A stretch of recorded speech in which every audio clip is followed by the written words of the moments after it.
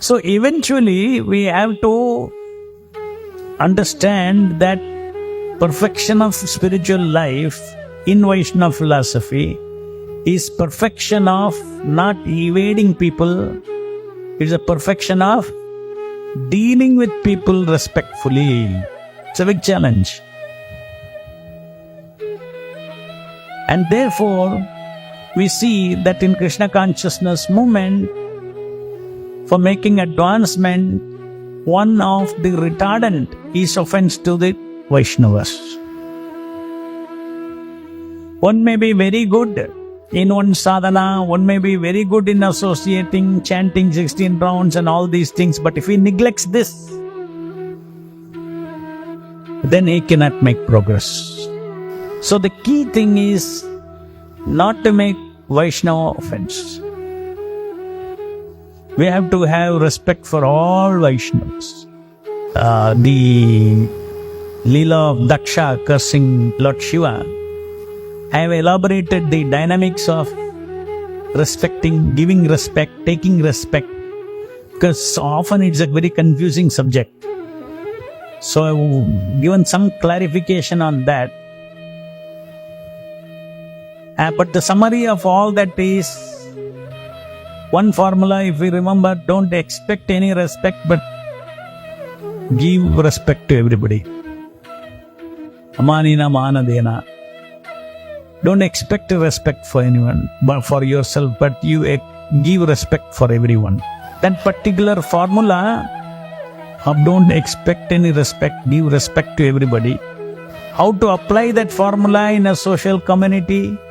Can we, if suppose somebody is supposed to respect the orders given by the authority to do some devotion service, and if that is not being followed, should the authorities think that, no, it doesn't matter, I don't expect him to follow my orders? It would amount to expecting respect for my words. So I brought in this concept of functional respect.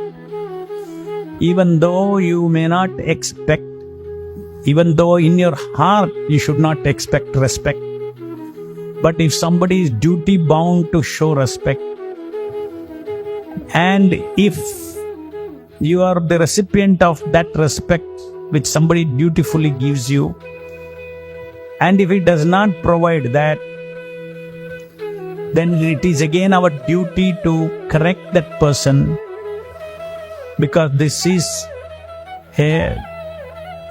We are in sadhana bhakti, where devotees are learning the principles of spiritual life. Therefore, they have to be corrected in a manner in which any correction done should not be done with any expectation. The principle that you should not expect, I should not expect respect from anybody is non-negotiable.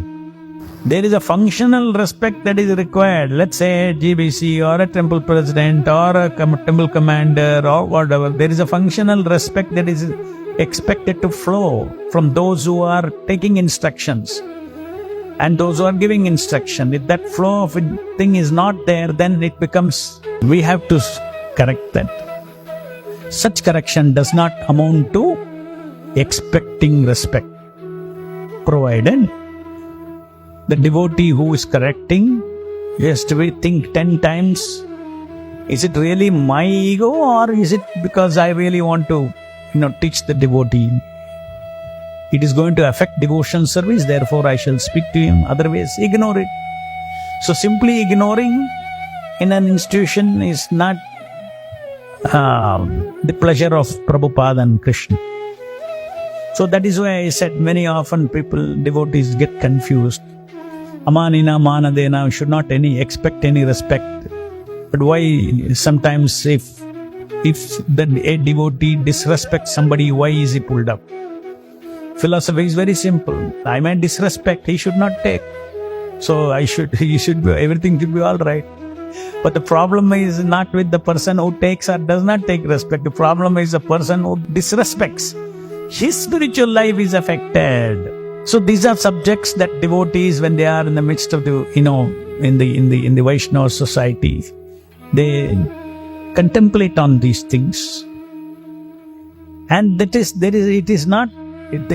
a very strong philosophical foundation for this kind of Vaishnava achara, interrelationship behavior. There is a foundation for this. Ultimately, the foundation of Vaishnavism, every principle in Krishna consciousness is about pleasing Krishna. The spiritual world is full of personalities. It is a personal world. In the material world, because each person is competing for himself, it appears to be, oh my God, living in this world itself and adjusting with everybody is complicated. Now I am hearing that perfection of spiritual world means there I should go and adjust with so many Vaishnavas. Don't have to worry. Here it's like that because the three modes of material nature makes everybody self-centered. So there is a competition. There is no self-centered consciousness in anybody. In everybody, that is Krishna-centered consciousness. And Krishna's pleasure reconciles with all so-called contradictions which in this material world we cannot reconcile. Because Krishna is not in the center. There will be interpretation. You disrespected me, the other person will say, no, you disrespected me. And you will have good reasons from each side. It's a fact. In this material world, if you don't have Krishna and Prabhupada's pleasure, each party will think, he disrespected me. That doesn't happen in this. This is important to know that it doesn't happen in the spiritual world because the focus is not I and you. The focus is Krishna's. And when you offer service to the devotee, you're actually when you offer respect to the devotee, that respect is connected to his service to the Supreme Lord. So Krishna is a reference. Nobody independently commands any respect in the spiritual world.